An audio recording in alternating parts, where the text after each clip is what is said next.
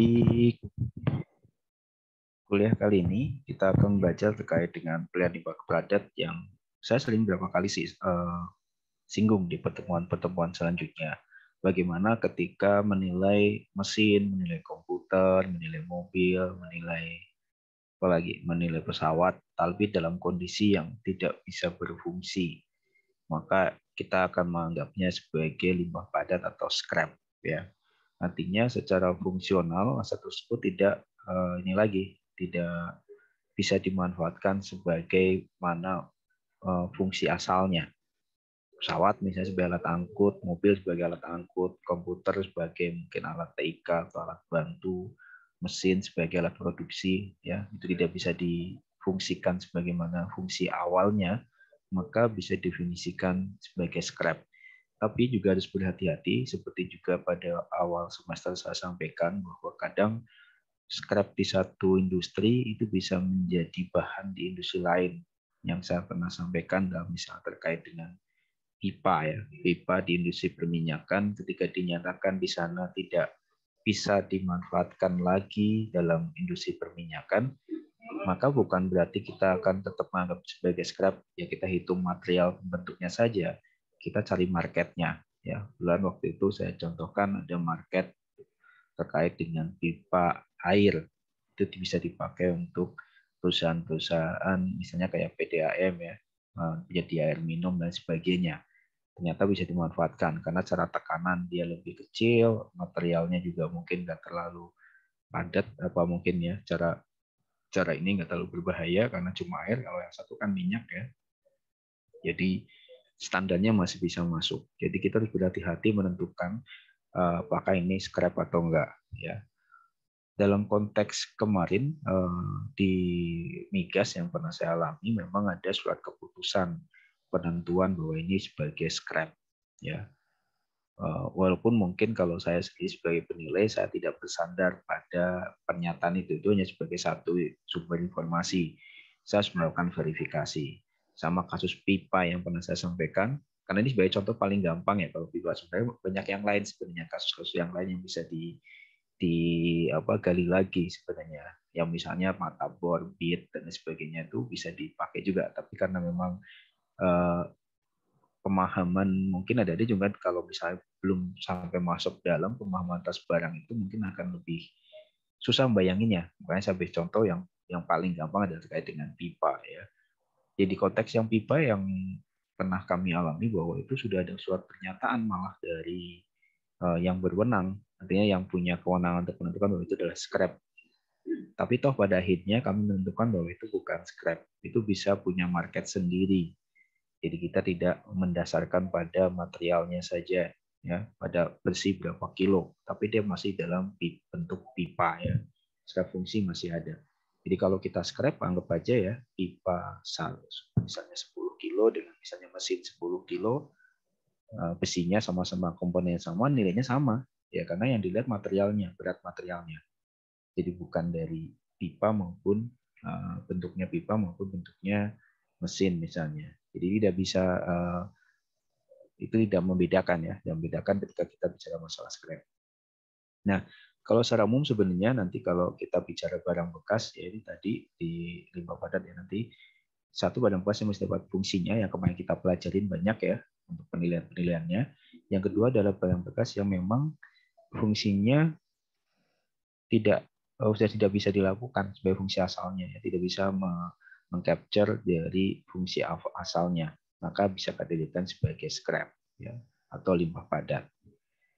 Di dalam aturan di sana definisinya cukup banyak, ya. Dari limbah padat adalah misalnya barang sudah tidak utuh, tidak bisa berfungsi, memerlukan biaya perbaikan, penggantian bagian utama, penggantian komponen pokok, sisa limbah itu masuk dalam kategori barang tidak dapat dipakai lagi, barang yang rusak berat dalam konteks BMN itu bisa dikatakan sebagai scrap, melampaui umur ekonomis dan kondisinya juga rusak berat, barang yang sudah usang secara teknologi, ya. Dan kalau bayangannya, kalau misalnya adik punya zaman dulu di komputer ada namanya floppy disk, ya. Floppy disk itu isinya tinta magnetis. Itu sekarang udah nggak ada yang pakai satupun, ya. Maka walaupun fungsinya masih bagus, kalau misalnya ada alatnya pun, dia kapasitasnya cuma 1,44 megabyte. Ya 1,44 megabyte, bayangkan tuh. Itu nggak bisa kita bilang bahwa oh ini masih bagus, ya walaupun masih bagus kondisinya, tapi dia secara teknologi udah usang banget, ya scrap. Ya. Batasannya maka kategorinya adalah barang tidak ekonomis lagi. Membandingnya barang bekas ada di sini. Pertama, yang barang bekas berarti dia bisa dilakukan perbaikan. Terus nilai wajar yang terserah pasar untuk bagian material, ya materialnya saja.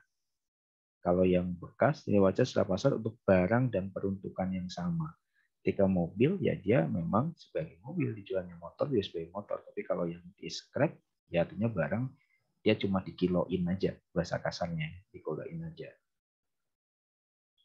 Nah, kayak contoh ini misalnya sering banget ya dipakai si ada gasket, ada stok, tabungan terbuka besi itu biasanya walaupun belum pernah dipakai, kadang kalau udah melampaui suatu kondisi tertentu, misalnya ada keretakan dan sebagainya, itu bisa dikondisikan sebagai scrap. Nah, juga tahu pipa telah mengalami kotoran, rapuh, ya, tidak kurang memperbaiki pasar dari barang dengan disebutnya sisa material, ya, sisa materialnya dianggapnya.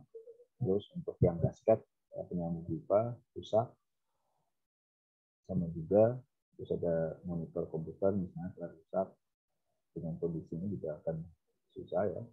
Kapal dari baja, teknologinya sudah obsolete, juga kita masukkan sebagai limbah padat. Ini contoh-contoh terkait kondisi scrap seperti apa. Nah, untuk limbah padat ini, kalau secara umum di kami di Kementerian Negara Sumber Daya Negara itu sumbernya ada dua untuk penentuan bahwa ini scrap atau bukan. Yang pertama adalah surat pernyataan dari pemiliknya atau siapa yang melakukan penilaian, menyatakan bahwa barang ini memang sebagai scrap. Ya. Terus dalam poin kedua, dalam hal pemenuhan tidak spesifik, ya kita bisa menentukan ini scrap apa enggak. Ya, kita bisa menilai BMN. Ada mobil yang sudah rusak karena dipakai lagi, diparkir di halaman kantor berpuluh-puluh tahun, sudah dinyalain dan diapain gitu ya. Mereka tetap mohon penilaian ya penilaian atas mobil karena secara BMN secara di mobil. Nah, kemudian BPKN dapat menyatakan bahwa ini tidak bisa dikatakan sebagai mobil, hanya sebagai limbah padat scrap. Ya. Mohon maaf Pak, interupsi. Ya. Ya, suaranya kembali memendam gitu Pak, jadi kurang jelas. Oke. Jadi dalam hal ini kalau konteksnya adalah, sekarang udah jelas ya, Mas ya? Ya, sudah cukup jelas Pak sekarang. Ya. Ya, dalam konteks yang kedua ini, maka pengetahuan penilai terkait dengan market atas objek kita itu menjadi penting ya. Karena jangan sampai, karena sekarang banyak ya model-model mobil yang jadi koleksi ya. Beberapa bahkan motor juga nilainya walaupun misalnya kayak contoh misalnya RX King yang model, terus ada bebek-bebek zaman Astrea Prima, itu pasarnya sekarang tinggi ya. Untuk dapat sasisnya aja tinggi pasarnya. Ya, jadi ini harus hati-hati penilai dalam yang poin kedua ini, menentukan apakah ini scrap atau enggak ya. Dasarnya harus tahu dengan detail. Ya. Terus klasifikasinya biasanya ada dua, limbah padat dan limbah padat yang non logam, logam sama non logam ya. Biasanya ini kalau kami di migas itu banyak sekali padat yang logam itu dari pipa, piping, yang udah piping, mesin-mesin. Untuk yang non logam itu karet ya, untuk karet ya, klep dan sebagainya itu masuk ke dalam limbah padat tapi non logam. Itu nilainya biasanya cukup rendah karena dia tidak punya pasar ya, dia langsung ya udah dihapuskan biasanya, bahkan nggak bernilai biasanya. Nah, untuk limbah padat itu sebagai contoh ada besi ya. Contohnya ini untuk yang logam ada besi tua kelas A, ya ini ada contoh-contohnya. Terus besi tua kelas B, ya. Besi tua kelas C dan besi tua kelas D. Ya, kalau yang paling bagus ya kelas A, ya. Paling jelek itu kelas D. Dia ketebalannya 1 sampai 2 mm. Misalnya contohnya sepeda meningkat lagi, plat di mobil, ya, drum oli itu kelas C. Terus untuk yang ini ada plat tipis, potongan plate, ada velg mobil, sisa pemotongan koil itu yang yang pin. Ini yang biasanya yang cuma yang bagus nih ya, biasanya mesin-mesin ya. Terus kalau di itu pipa itu masuk kategori yang kelas A biasanya. Ya, banyak sekali yang masuk ke sini. Dan ini yang nilainya tinggi. Nilainya tinggi karena dia bertahan lama biasanya model kayak gini, listrik tua kelas A ini. Nah, yang non ferro maka ada aluminium, ada tembaga, ada kuningan dan timah ya. Ini macam-macam juga di sini nanti kategorinya. Untuk aluminium secara umum nanti biasanya kalau kami itu mendapat keterangan misalnya berapa sih berat aluminium untuk material penyusunnya, tembaganya ada berapa, kuningan ada berapa, timah ada berapa. Tapi yang utama biasanya besi ya, biasanya besi yang utama. Selanjutnya untuk yang non logam ya. Non logam biasanya pertama ada karet ya. Ada 2 karet di sana, karet sintetis sama karet alam. Dan memang kalau dalam konteks yang mesin itu dalam jangka waktu tertentu, walaupun dia belum pernah dipakai untuk karet, itu bisa dijadikan sebagai scrap karena yang dipakai itu adalah tingkat kelenturannya dan kita tahu ini bisa termakan waktu ya. Artinya misalnya karet usia 5 tahun secara standar pabrik atau standar dari keamanan di satu misalnya ke SKK ya atau kontrak migas perusahaan minyak ya misalnya itu harus dihapuskan karena dia bisa dipakai lagi ya secara standar mereka nggak bagus itu. Nah itu bisa dinyatakan sebagai scrap nanti. Memang susah untuk mendapatkan market model seperti ini dan itu barangnya juga rata-rata mahal ya, mahal. Satu klaim aja berapa gitu, berapa juta. Tapi ketika kita mau jual, pasarnya nggak ada. Terus ada plastik, ya plastik sangat jarang sebenarnya ya kalau kami biasanya melakukan penilaian plastik ini. Walaupun secara teori bisa juga gitu. Karena kami memang lebih kalau dapatnya itu sekali yang besi ya, banyakkan besi. Plastik sangat jarang, walaupun jarang tapi ya bisa saja bentuknya adalah plastik. Nanti kita akan melihat harga plastik bekas. Ya. Tapi tadi kadang untuk penentuan nilai ini kita lihat misalnya ada perusahaan nggak untuk dibilang peleburannya atau untuk recyclingnya ada nggak gitu. Lokasinya di mana? Kita harus memperhitungkan itu ya. Misalnya kita punya barang di Kalimantan. Lokasi peleburan plastik cuma ada di Jawa, nggak ada tempat lain. Nanti mau nggak mau sebenarnya ini harganya ditarik sampai dengan dia itu nyampe di peleburan di Jawa misalnya. Pasarnya di Kalimantan mungkin nggak ada ya. Jadi kita bisa asumsi pasarnya di Jawa nanti. Kain ya jarang sekali ini biasanya. Sama kertas juga jarang. Jarang biasanya kalau ini udah rusak modelnya.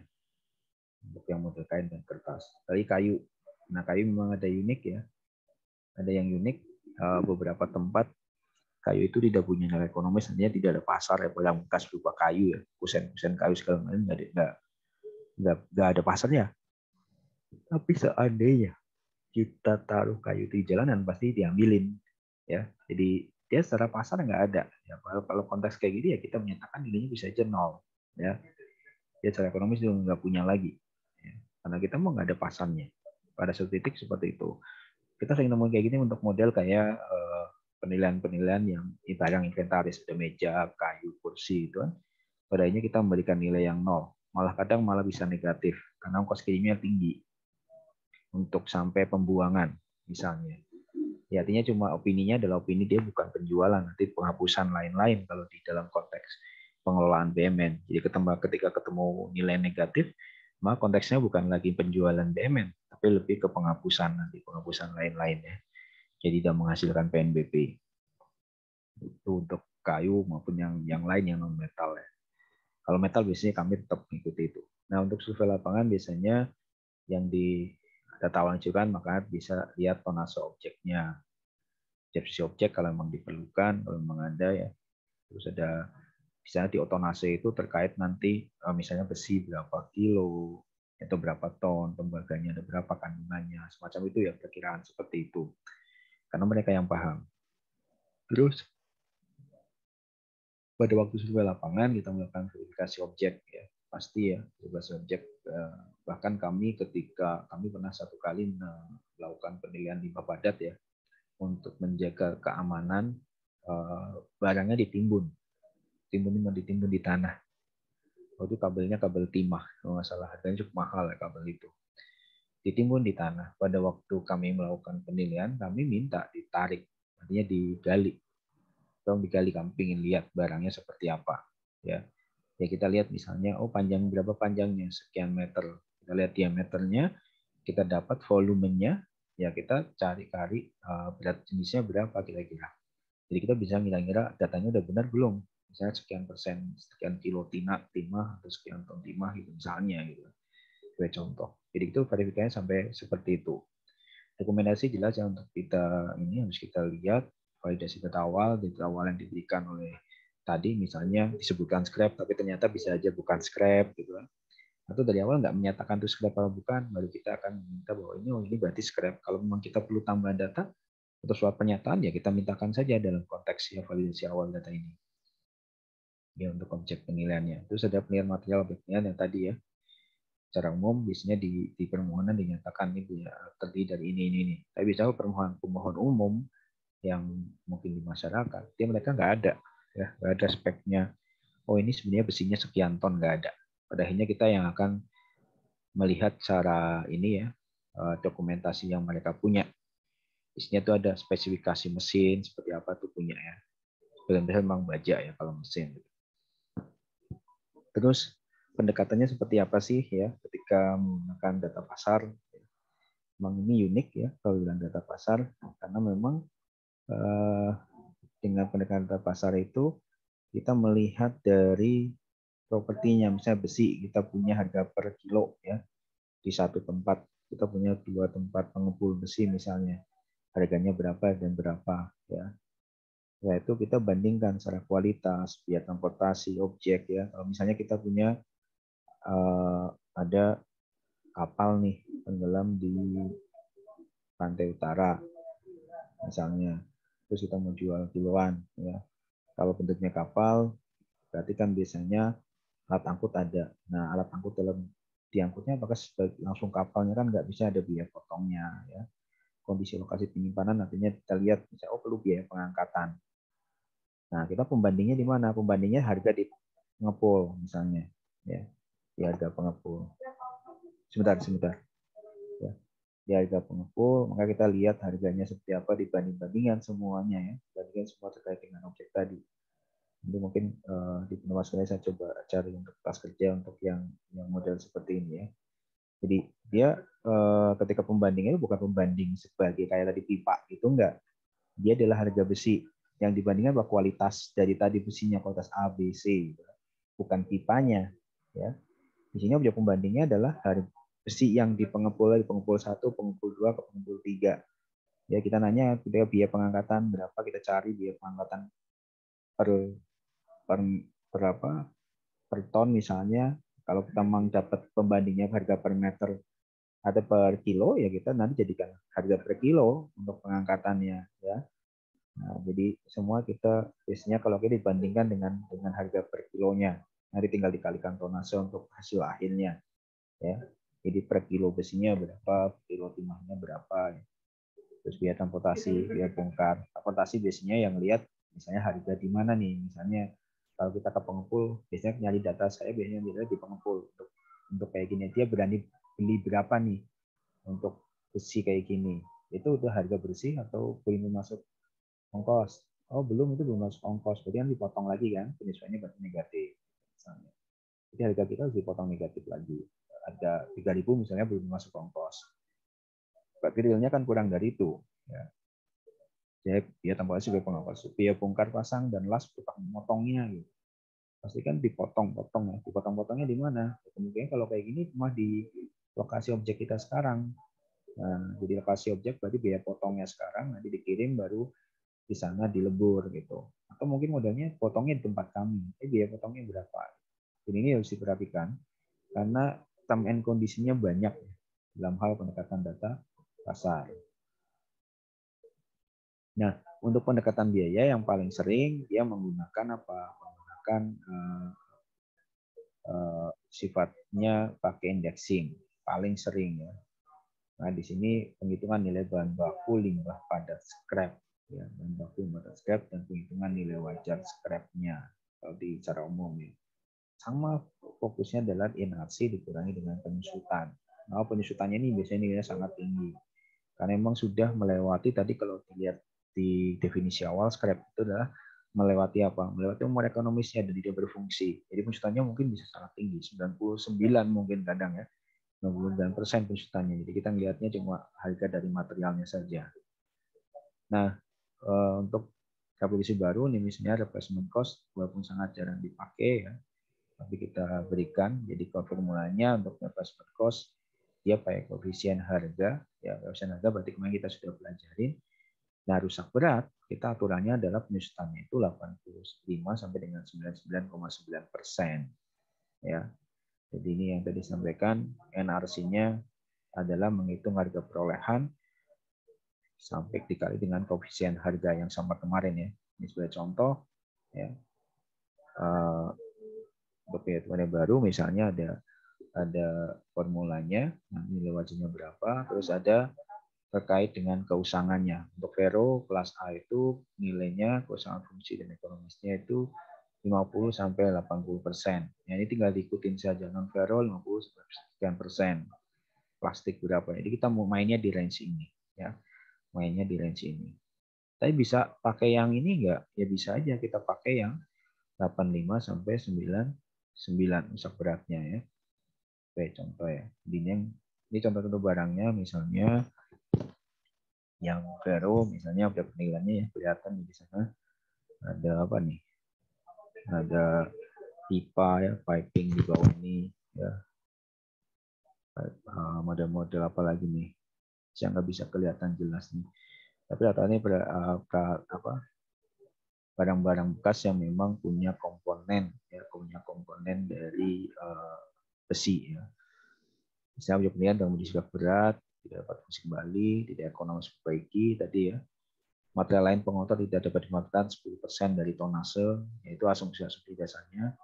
Biaya transportasi ya sampai ke dengan pengepul 2-3% dari harga per kilogram, biaya potong kalau masalahnya ada, tonase, ini sebagai contoh perhitungan ini pasalnya, maka nanti kita kertas kerjanya seperti apa. Misalnya dapat ini kayaknya punya saya ini dulu ya.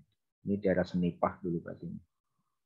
Penilainya menggunakan daerah Senipah misalnya. Jadi kita dapat pembanding besi tua di kebun sayur, itu nama pasar di sana. Ya. Terus ada di Loa Bakung misalnya, objek kita di Senipah ya Senipah. Nah, ini laporan penilaian saya. Ya. Transaksi Mei 2021, terus penawaran jual ke pengepul lahir, penawaran jual ke pengepul, semuanya penawaran jual ke pengepul. Terus bentuknya utuh rapi, potongan rapi, kita masih utuh. Grade C, grade D. Terus tempat penyimpanannya tertutup, terbuka. Pengepul akhir mengambil di tempat penjual. Berarti mengambil di tempat penjual semua dengan harga 2.000 ya. Jadi ini posisinya kalau mengambil di tempat penjual artinya kita tidak perlu transport. Kalau yang di sini menjualnya ambilnya di tempat penyimpanan, berarti kita butuh transport di sini.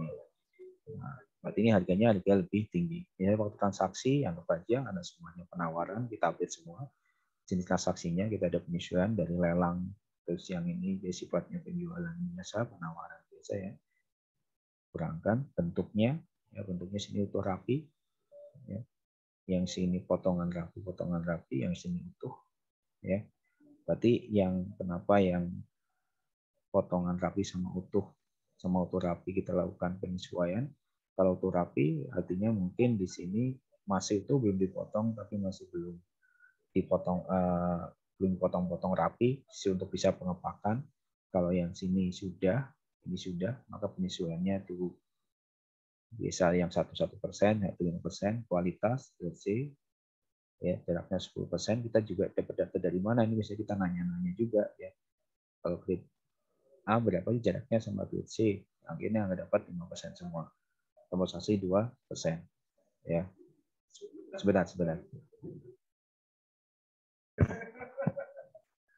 ya. Jadi di sini tadi nanti dihitung ya. Jadi ini kita harus perhatikan banget yang ini, kualitas dan sebagainya, lokasi penyimpanan juga pengurangannya seperti apa, karena tertutup berarti artinya karatnya lebih sedikit ya. Kalau terbuka ya otomatis kita perlu effort di sana untuk bisa dia itu siap lebur anggapannya. Di sini tadi bobot ya 23, 27, 28, kita lihat di sini 40, 35, 25 ya. Jadi dia menganggap bahwa yang paling kecil penyesuaiannya bobotnya paling tinggi. Ini sudah sesuai prinsip. Terus dapat angka 107,4, tonasenya 10,5. Dapat nilai 17 juta. Ya, ini sebagai contoh untuk yang penghitungan dengan menggunakan data pasar. Terus untuk yang pendekatan untuk yang non logam memang ya.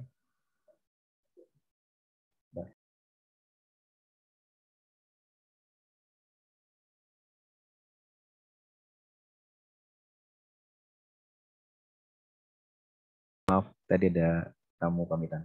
Ya untuk yang scrap dia sama sebenarnya ya, modelnya kita akan lihat strukturnya. Kalau dilihat di sini kertas kerjanya juga sama. Ya, pengumpul karet Bekasi Jakarta. Ini kenapa datanya kita cari yang pengumpulnya ada nggak gitu. Jadi kita nyari marketnya dulu. Ya, nyari marketnya dulu. Sebagai contoh untuk karet misalnya ini ya. Kalau transaksinya samakan ya, karena sifatnya kita langsung cari informasi sesuai dengan tanggal penilaian di bulan Mei. Penawaran lelang, potongannya, berarti nggak ada ongkos potong, ya. Terus kualitasnya sedang baik, ya. Diambil tempat penjual berarti ini nggak ada transport, berarti kita punya transport di sini karena penjual ngambil tempat kita. Ya. Nah, ini penyisian yang sekarang, misalnya jenis transaksi ya, karena lelang, bentuknya mungkin kita lakukan penyesuaian, perlu potongan-potongan ya, kualitasnya tambah, karena kita baik. Jadi biasanya angka-angka seperti ini hasil dari wawancara. Kalau modelnya misalnya dijual karet-karet kayak gini Pak, yang dijual mana yang kayak gini, terus dicegah Pak, maksudnya sekian ribu. Nah kalau yang ini harganya mungkin 350, yang satu sekian. Nah persentasenya kita masukkan ke sini, caranya dapetin kualitas tadi kayak gitu. Nah pas di 10% karena dia mungkin juta, jadi kita ongkosnya range-nya sekian sekian. Kemudian rata-rata terkait dengan membandingkan antara karet yang dijual di pengepul 1, 2, dan 3 dengan karet kita. Itu berdasarkan narasi. Ya. Kita nanti dapat penyesuaian di sini. Penyesuaiannya. Dikasih nilai per kilonya, terus ini pembuatan perbuanan, itu tinggi banget ya. Tinggi banget. Ya, memang seperti itu. Kita mau apa lagi ya. Nggak potongan juga kita akan lihat per kilo berapa Pak, untuk motong berapa biaya upah atau segala macam, bisa nggak dapat angka 50% tadi ya. Ini banget ya. Hubungannya di angka 30, 40 sesuai ya. Sesuai banget ini. Paling tinggi itu dapat yang rendah misalnya, sehingga selalu bukan angkanya dapat ini, maka per kilonya cuma 383. Nah, beratnya ada 20 ton, maka nilainya untuk scrap ini adalah 7.600. Ini juga contoh untuk yang pendekatan data pasar untuk yang penilaian non logam. Nah, ini untuk yang plastik sama ya. Ini tinggal ini datanya kalau bisa nanti latihan. Tapi yang kita coba lihat yang dibandingkan. Ini sama ya sama tadi. Karena ini tujuannya lelang. Kalau mau dijual beli silahkan. Tapi rata-rata untuk yang mobil ini pasti lelang. Datanya mudah. Kita jual aja lah, ngapain gitu. Perusahaan gede juga rata-rata dia malah kadang mungkin dianggap sebagai limbah, nanti dijual aja. Ada yang ngambil syukur. Cuma kalau di konteks negara pemerintahan, maka selama punya nilai ekonomi harus dijual. Nah, penjualannya melalui lelang. Ya. Ini juga sama, ada potongan rapi, pasti kita akan melihat yang timbul penyesuaian apa aja di sini. Dari sini aja udah langsung ketahuan, ini akan timbul penyesuaian, potongan rapi juga timbul penyesuaian, kualitas, ini transportasi juga akan beda-beda. Ya posisinya mana, Sidoarjo, Malang, Surabaya. Jadi kita untuk yang Surabaya sama-sama Surabaya kita nggak ada penyesuaian kemungkinan. Ya. Tapi untuk yang Malang kita lakukan penyesuaian, yang Sidoarjo kita sesuaikan penyesuaian. Kita lihat di sini, ternyata benar ya. Transportasi nggak ada, transaksi kita punya. Untuk bentuk ada biaya-biaya potong, terus kualitas kebetulan baik, transportasi ini masing-masing ya, Malang lebih tinggi. Jadi kita lihatnya Surabaya Malang transportnya lebih tinggi ya. Sehingga dapat di sini penyesuaiannya dibobotkan tadi ya, 60 dianggap sama dengan 62, ambil sama, masih bisa satu lain kalau model kayak gini 30, 30, 40 ya, sehingga ketemu angka 191 per kilo. Makan 20.000, maka dapat angkanya adalah 3,8 juta untuk nilai pasarnya. Ini juga sama untuk scrap yang lain ya. Kalian bisa belajar di sini terkait dengan biaya transportasi dan segala macam. Rata-rata sangat sederhana untuk kemudian menggunakan pendekatan pendapatan. Kami sama poin-poinnya rata-rata ya. Dia perlu ini kalau misalnya kapal ada biaya pengangkatan nggak kalau dia tenggelam misalnya. Ya, jadi kita akan memperkirakan biaya-biaya yang mengikuti. Makanya saya bilang tadi di awal bisa aja waktu penilaian scrap itu dia itu malah negatif. Ya, karena ada biayanya itu tinggi ya. Dibandingkan nilainya, bayangkan nilainya cuma Rp300 per kilonya. Kalau dia cuma poinnya cuma dikit banget, nanti biayanya ini yang tinggi. Ya. Biayanya yang tinggi. Karena biasanya dia punya misalnya yang dibilang bahwa ini adalah biaya apa? Kalau bentuk ya ini bulan utuh semua. Kalau biayanya misalnya tadi ongkos potongnya, ada biaya minimumnya. Terus kita nggak sampai 20.000 ton, maka kita melakukan nanti pakai minimum harga. Nah, minimum harga biasanya kalau kita apply di sini itu akan menghasilkan nilai yang negatif. Nah, ketika nilai negatif bisa nggak dikeluarkan. Salah laporan penilaian masih boleh melakukan nilai negatif. Cuma dalam hal ini tindak lanjutnya adalah pasti dia bukan penjualan, tapi penghapusan saja. Ya. Sini untuk kertas ya. Sama aja saya nggak akan ini lakukan penyesuaian, nanti kita diskusi lagi untuk ini. Terus kita lihat karena scrap, pertanyaannya apakah ada scrap yang menghasilkan pendapatan? Ya nggak ada, makanya kita cuma menggunakan dua pendekatan, biaya dan data pasar. Seperti yang nanya. Ya tadi pendekatan pendapatannya mana Pak? Ya karena ini scrap sudah tidak berfungsi sebagaimana mestinya, ya posisinya, maka dia tidak mempunyai pendapatan, jadi nggak mungkin kita menggunakan pendekatan pendapatan untuk kali ini, ya. Untuk tadi di luar scrap ada kertas ya, ada kertas masuk ke sini. Nah, dengan perkalian biaya seperti apa sih? Ya, misalnya nih kertasnya dalam pemilu 2009 ya. Dengan HPS sekian, harga kertas barunya 40 gram, ya. Kita tahu harga barunya, baru kali 23 sekian persen, efisiennya 80% sesuai dengan aturan, maka kita dapat nilai wajarnya. Jadi dia menggunakan seolah-olah apa? Seolah-olah adalah replacement-nya dia. Sekarang berapa harga kertas sekarang yang baru? 40.000 per rim. Dengan nilai scrap-nya, nilai bahan baku limbah padat sama dengan NRC kali 1 min P. NRC-nya berapa? 40.000. Ya di sini.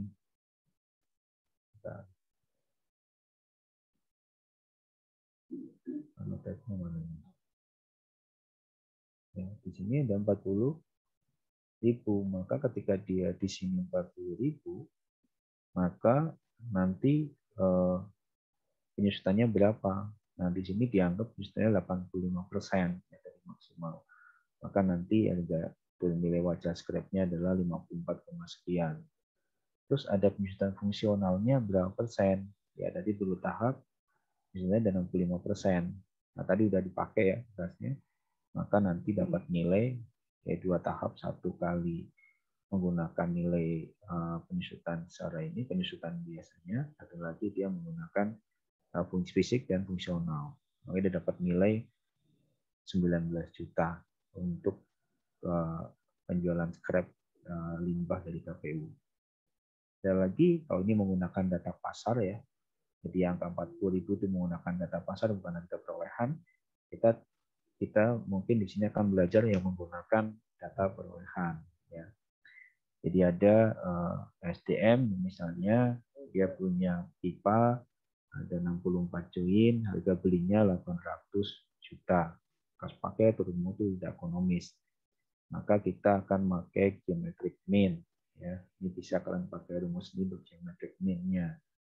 Ya, sebenarnya geometric mean berapa sih? Sama aja ya. fungsinya kalau kalian lihat di sini. Ya, nggak terlalu ini ya. X1 plus X1 fungsi dari Y1 S2 di pangkat 1 pangkat N ya.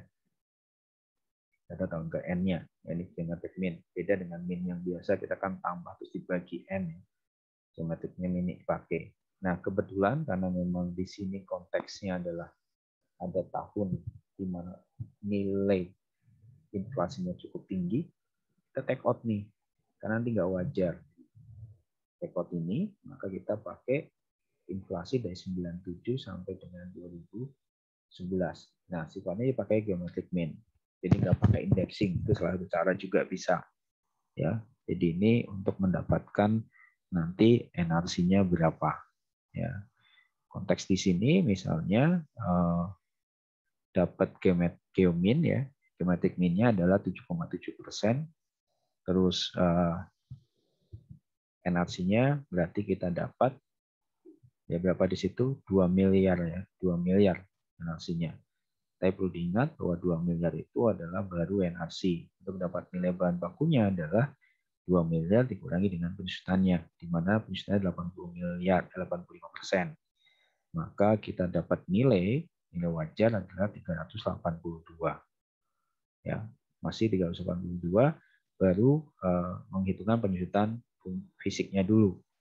Setelah itu kita dapat penyusutan fungsi. Fungsinya itu ya di sini kebetulan 50%. Maka nilai akhirnya adalah 191 juta. Untuk yang scrap lebih sederhana sebenarnya karena nggak lihat fungsi, nggak lihat apa, dia cuma lihat ongkos angkutnya berapa, kemudian dipresentasikan.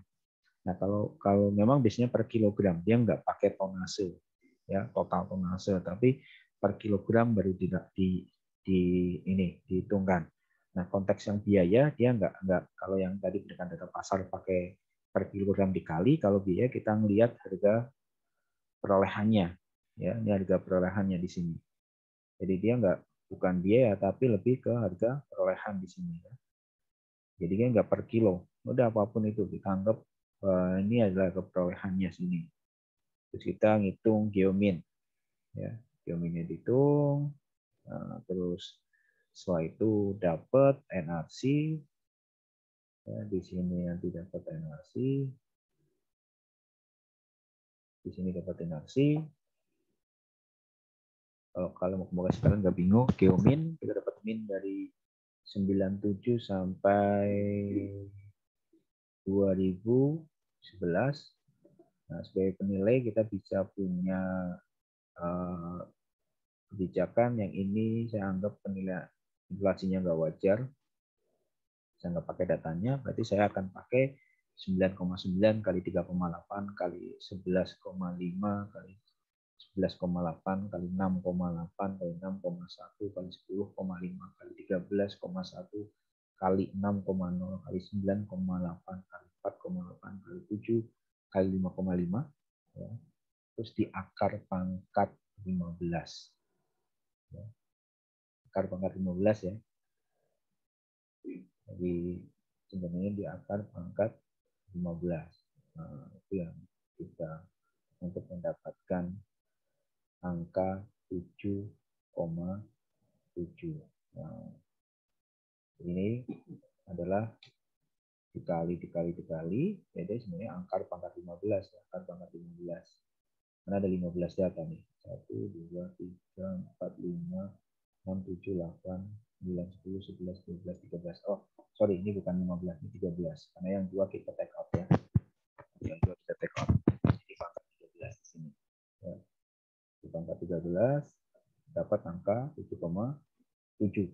Ini sebagai kalau kita kemarin pakai indexingnya seolah-olah nilainya nggak sama tiap tahun, maka ini dianggap nilainya sama tiap tahun annuity, maka kita tinggal pangkatkan 15 saja ya, tiap tahun bertambah sehingga kita dapat nilai ini. Ya. Dapat nilai ini kita dapat penyusutan fisik, angkanya tadi maksimal 80%, dapat 3,82. Di aturan itu juga ada penyusutan fungsi untuk mendapatkan model seperti ini. Kita boleh menentukan sekian persen, kita pakai 50% di sini. maka angka finalnya adalah ini. Jangan lupa kalau dia nilai, mungkin kita akan tulis bukan 191 something ya, tapi harus dibulatkan. Mungkin bulatnya bisa membulatkan ini menjadi 00, 000 misalnya. Ya. Jadi atau mungkin ya, jadi pembulatan. Ini belum sampai dengan finalnya. Jadi kalau di sini masih kurang, kita bulatkan. Jadi itu untuk yang model-model penilaian menggunakan penilaian spread menggunakan data pasar dan juga biaya. Dan tentu saja sangat tidak mungkin spread itu mendatangkan income. Jadi nggak ada lagi pendapatan yang kita pakai dalam penilaian spread. Ya, secara materi itu mungkin dari saya. Kalau ada pertanyaan terkait dengan soal tadi, karena ini sebenarnya cukup jelas ya, nggak terlalu ini, cara-caranya juga cukup enak diikutin, contoh-contohnya juga banyak ya. Ini nanti kalau itu kita bisa latihan, saya nggak janji sebenarnya untuk latihannya karena udah cukup ini ya, cukup clear di sini. Ini apapun soal ini lebih sederhana daripada yang kemarin-kemarin. Oke, mungkin sampai di sini. Kalau ada pertanyaan silakan. Izin bertanya, Pak. Boleh. Tadi saya kelewat kenapa yang tahun 98 sama 99-nya itu nggak dipakai apa datanya, yang untuk inflasi. Oh, ya. Oke. Terima kasih, Pak. Kenapa 998 nggak dipakai?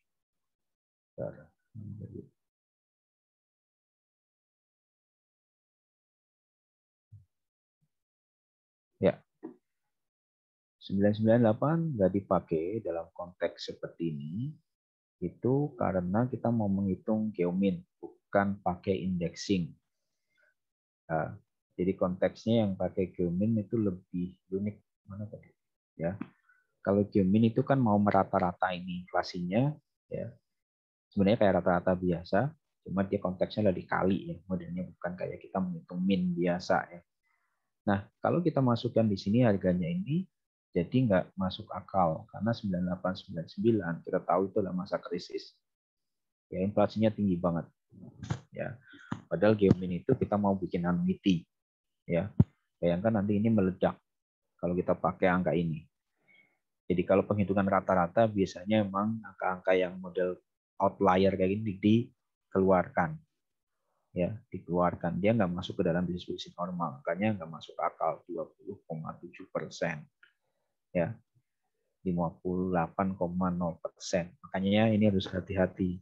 Ya, kemarin juga waktu yang soal yang mid, ya kalian kalau ketemu angka yang unik kayak gini, masa inflasi 30%, inflasi 29% ya. Itu kalian harus muncul ininya, muncul kecurigaannya. Oh ini berarti saya nggak mungkin masukin nih nilainya. Karena kalau ini kita masukin, ini merusak semua yang ada. Ya, range-nya itu rata-rata ya di angka 11 ke bawah, ini sampai melonjak tinggi banget. Ya.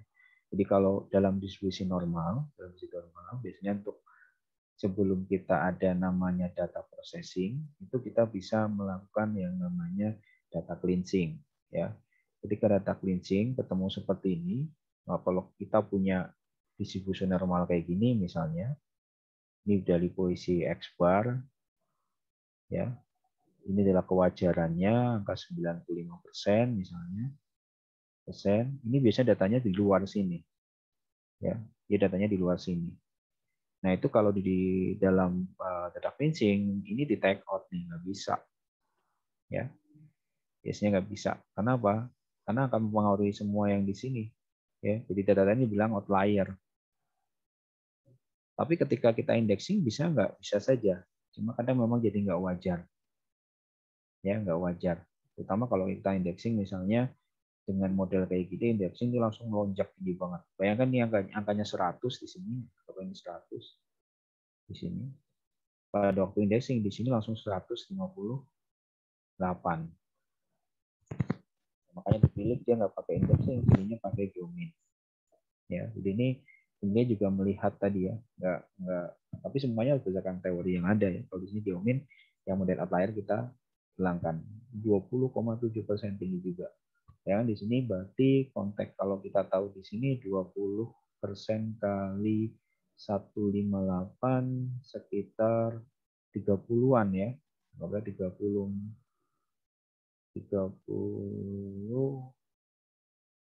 yang apa 30 15-an 30 ya.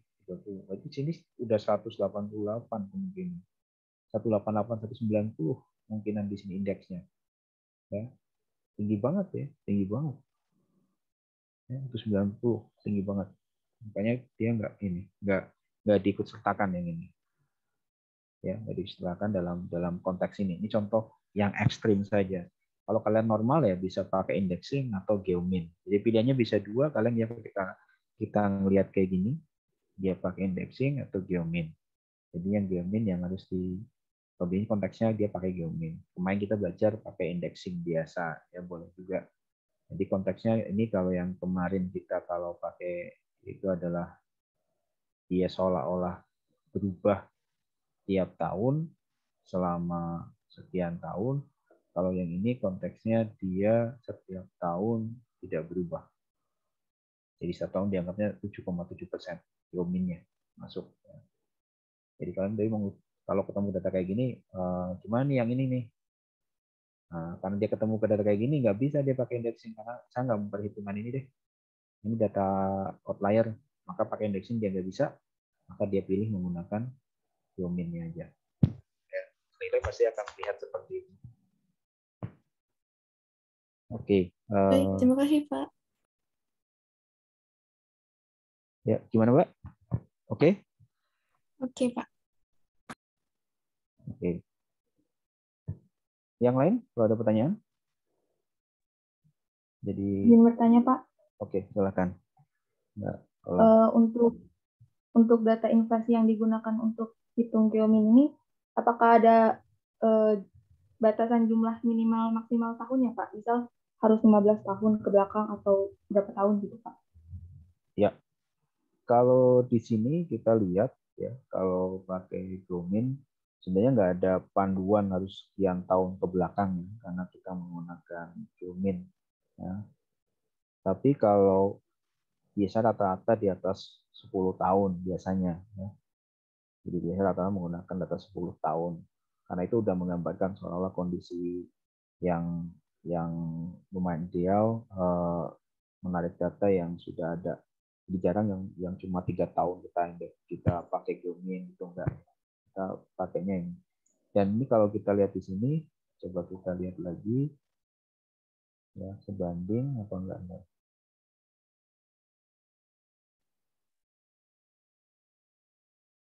Nah, di sini perolehannya kebetulan 97. Sebenarnya dia punya dua pilihan. Ya, ketika kita bilang karena perolehannya 97, dia punya dua pilihan hasilnya. Dia menggunakan indexing atau geomin. Jadi saya sampaikan ke Mbak Mika intinya, dia bisa menggunakan indexing maupun geomin. Tapi penilai di dalam konteks ini dia menganggap kalau dia menggunakan indexing itu dia akan ketemu angka gede banget. Ya, ketemu angka gede banget. Coba kalian indexing dari sini ke sana, terus bandingkan dengan ini. Ya, yang 7,7 pangkat 15 sama kalau kita indexing dari angka baseline-nya di sini adalah 100 misalnya. Ya, 100 kita terus tambahkan sampai dengan berapa kali lipat misalnya. Saya nggak tahu. Cocok apa enggak. Nah, sebenarnya dengan konteks yang seperti ini, penilai pasti akan melihat apa? Dia akan melihat ini. Jadi dia mau nggak mau akan melihat sebenarnya akan menguji hasil akhir ini. Ya, cukup nggak ini mewakili? Jadi pasti dalam konteksnya dia juga satu sisi menggunakan geomin, satu sisi menggunakan indexing. Dalam konteks ini dia lebih percaya geomin daripada indexing untuk mendapatkan harga yang ini. Yang 2, something ini 2,5 miliar ini ya. Karena memang tadi pasti dia melihat juga survei juga harga yang sekarang mendekatinya apa sih. Nah, cuma kalau menggunakan survei yang sekarang kemungkinan dari data yang ada dia tidak ada yang persis mendekati karena biasanya barangnya banyak dalam satu barang banyak, kalau nyari semua yang dicari dengan harga sekarang itu nggak ada waktu. Ya, konteks ini kalau kita lihat itemnya, coba lihat kita lihat itemnya. Itemnya di sini jumlahnya adalah 664 join. Itu kan biasanya itemnya banyak. Jadi asetnya memang 35 sekian, tapi biasanya itemnya ini banyak. Jadi dia nggak mau dia. Kita harus mencari data yang cukup banyak untuk terkait ini. Makanya dalam konteks ini dia itu biasanya udah gua rata-ratain semuanya seolah-olah ini satu barang. Biasanya kayak gitu tuh. Ya, karena juga nggak terlalu signifikan karena sudah dianggap scratch ya, ngapain juga harus detail banget gitu kan. Karena udah dianggap sebagai scratch. Makanya dibilang pipa-pipa tidak ini.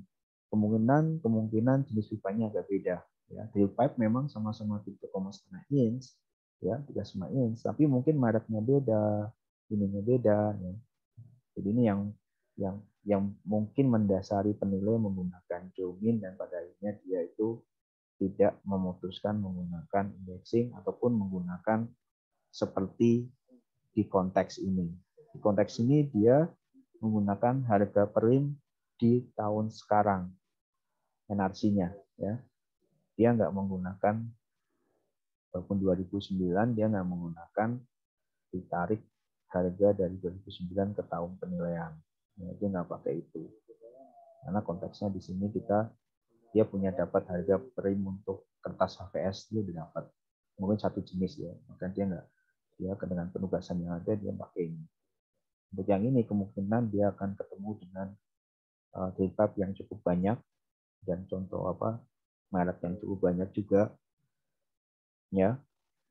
Terus kondisi yang cukup lumayan bermacam-macam, ada 664 yang kemungkinan kita perlu lihat ya. Kalau misalnya tadi menggunakan harga perolehan sekarang, maka dia memutuskan di sini konteksnya ya udahlah, ini kita anggap ini aja sama saja gitu. Terus dia menggunakan ini. Biasanya gitu sih. Tapi kalau ini jarang ya, ini jarang kalau dia pipa. Pipa itu saya jarang banget menggunakan biaya. Saya lebih data pasar dan menggunakan harga besi. Karena kalau pipa itu enak ya, dia volumenya biasanya sudah gampang. Jadi saya nggak perlu perhatiin merek dan tipe kalau itu. Saya tinggal cari volumenya dia, terus saya bisa perkirakan berat jenisnya dia dan tonasenya saya bisa dapat perkiraannya.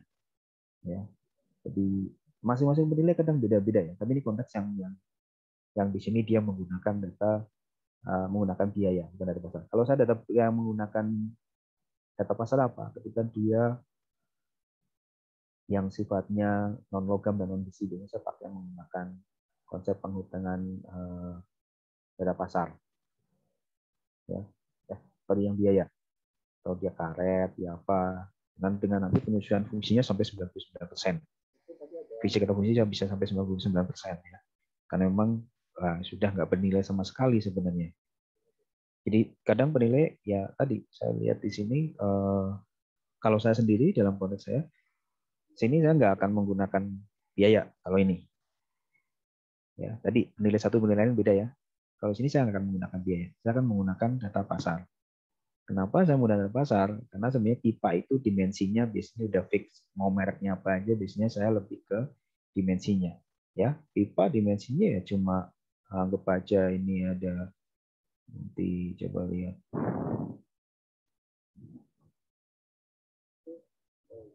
Jadi misalnya ini pipa ya.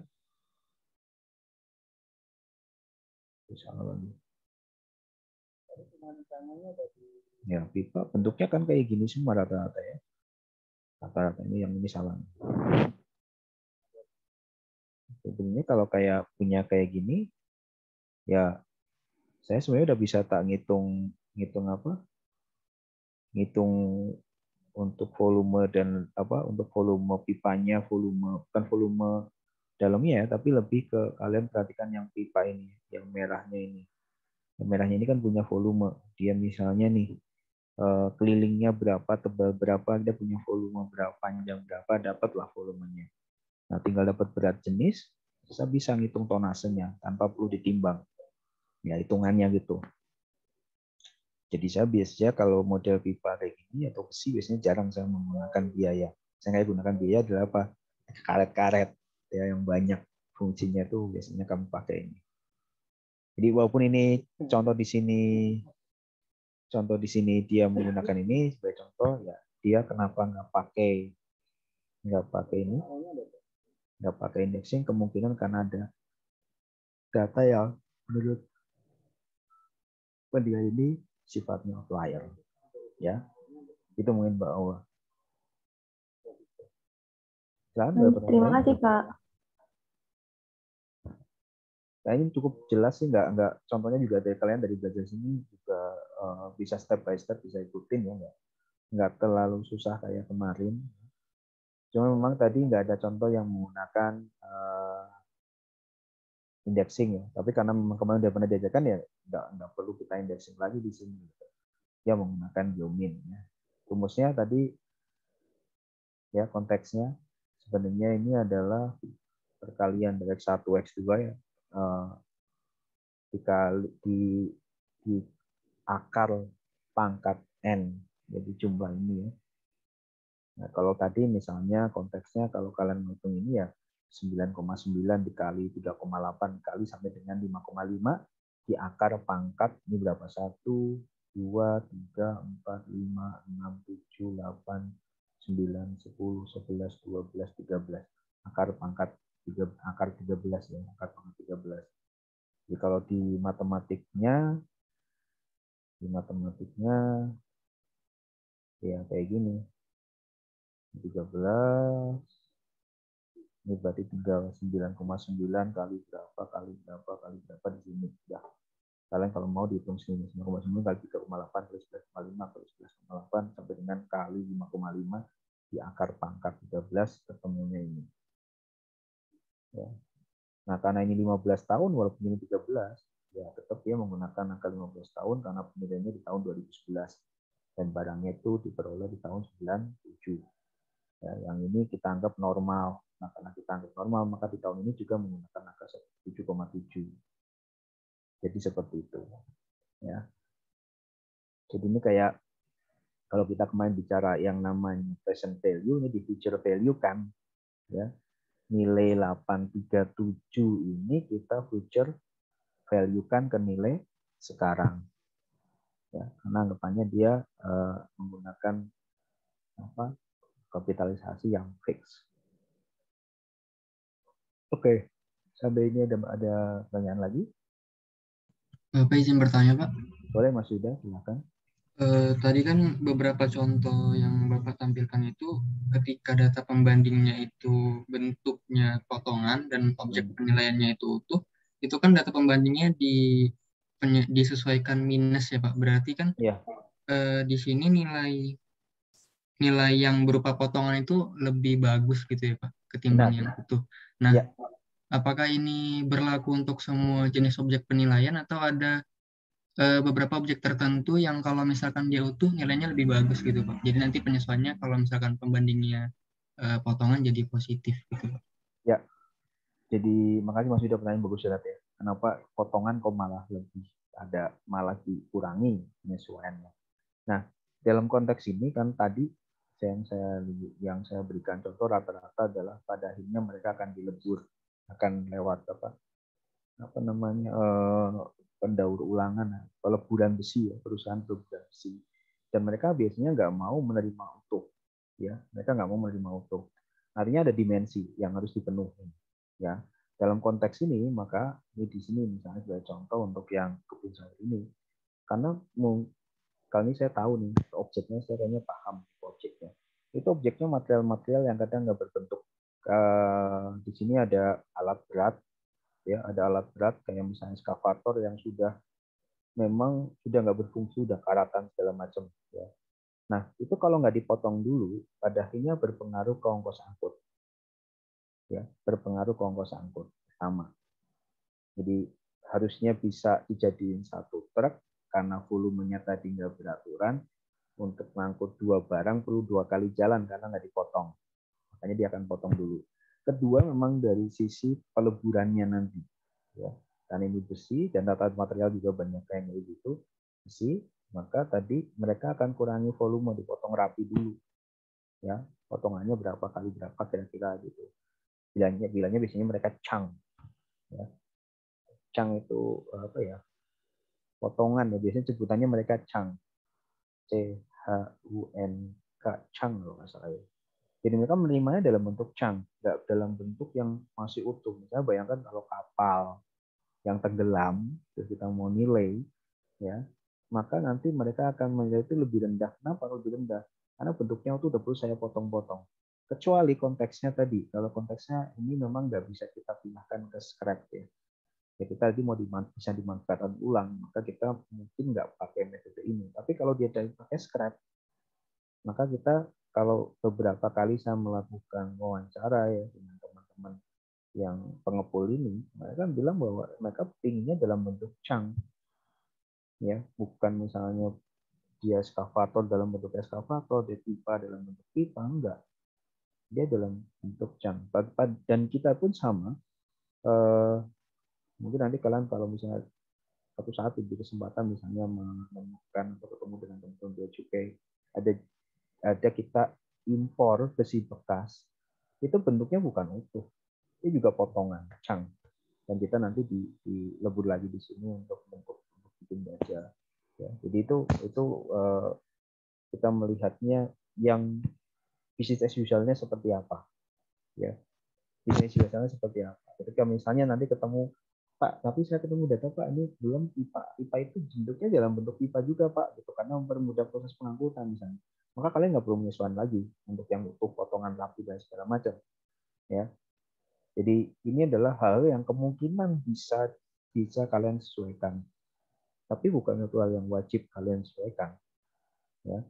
Di soal juga memang dia menyebutkan secara utuh ya. Maka di sini biaya potong las 5,6 jadi ini ya, biaya potongnya dari per kilogram ya, ini pasti kan kita nyari tahu datanya ya. Terus apalagi kondisi lokasinya sekian gitu. Nah itu juga kita lihat lagi gitu.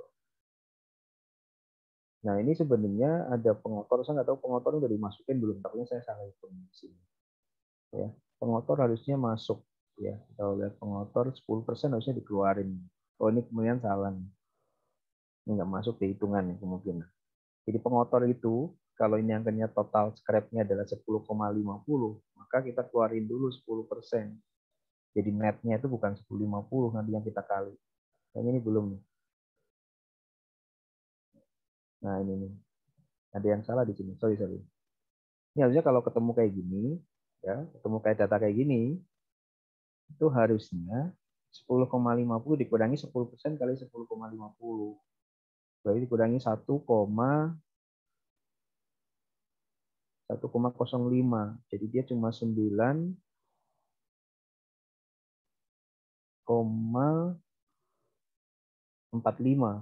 ya. Jadi 9,5 karena ada pengotor. Nih, di sini pengotor. Ada pengotor 10% dari tonase. Ya, 10% dari tonase itu pengotor. Jadi dia bukan bagian besi.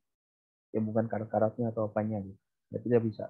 Ini bulan kalau kita pakai ini, ketemu nih tadi, ketemu satu hal yang salah. Kalau ketemu ini, berarti nanti harusnya beratnya ini dikurangi dengan 10% dari tonasenya. Jadi kalau ketemu soal kayak gitu, nanti kalian kurangi aja pengotornya. Tapi ini yang di sini,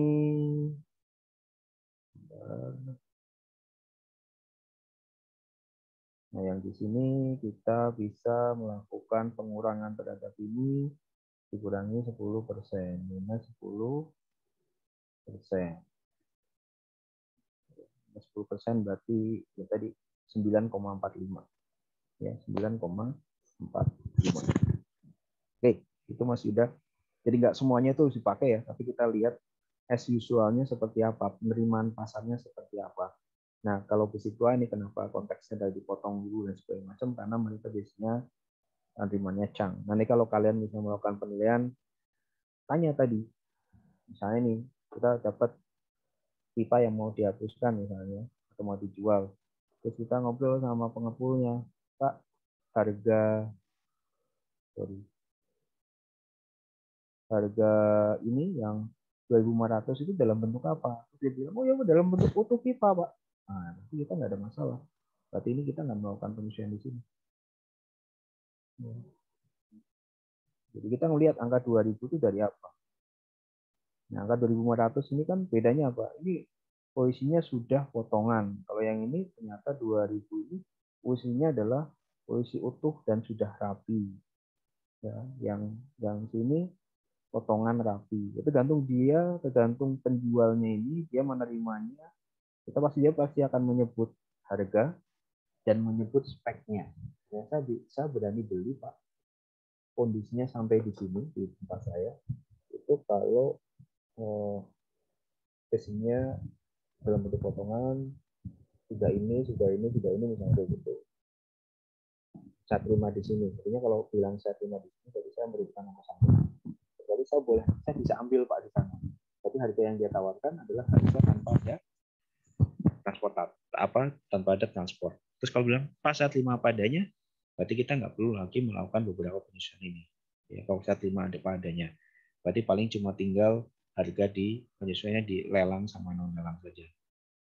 Saya ambil dan saya terima padanya. Misalnya angkanya ada angka misalnya pembanding keempat, anggap aja ya, dia menawarkan harga 3.000. Bukan 3.000, sorry. Angka 1.500. Misalnya 1.500. Pak, apa adanya di sana saya ngambil semua.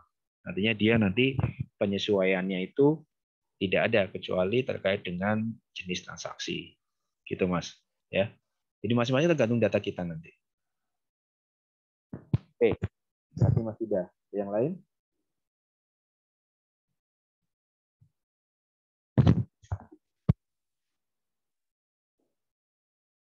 Ya, nanti di pertemuan terakhir berarti kita akan ngulang dari cara menjawab soal dan sebagainya.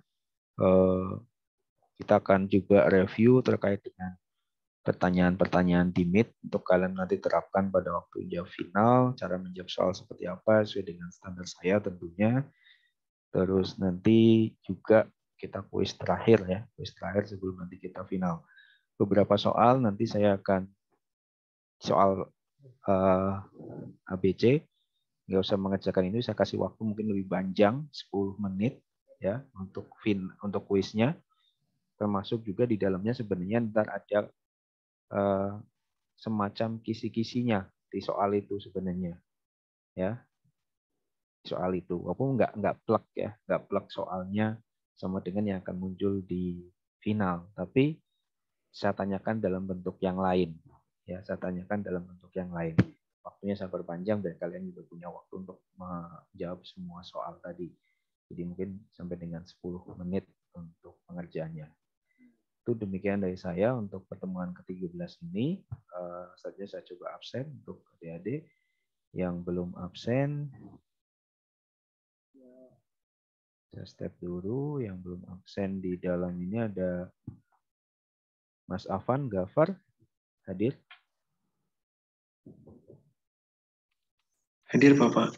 Oke. Mbak Delila? Hadir, Pak. Oke. Mas Joshua? Hadir, Pak. Oke. Mas Vincent? Hadir, Pak. Oke, berarti hadir semua. Kalau nanti memang ada pertanyaan lagi, silahkan nanti lewat WA aja. Untuk soal yang ini insya Allah sih sudah oke. Terima kasih. Selamat siang. Assalamualaikum warahmatullahi wabarakatuh. Jaga kesehatan adik-adik. Waalaikumsalam.